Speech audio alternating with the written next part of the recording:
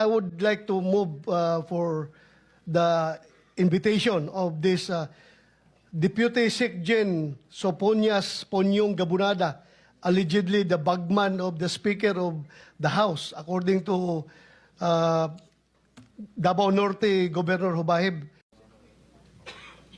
So, this is my time. Yes, Senator De La Rosa. Thank you, Mr. Chairman. Mr.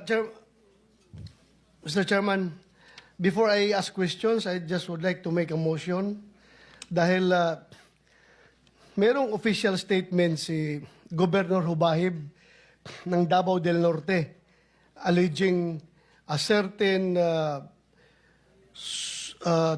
Deputy Secretary General ng House of Representatives Soponias Ponyong Gabunada is very much into corruption.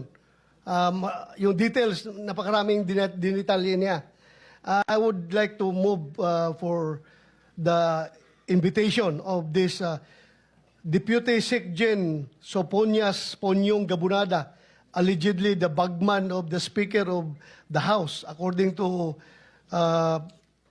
Davao Norte Governor Hubahib, to be invited in the next hearing. Committee Secretary, take note. Thank you, Mr. Chair.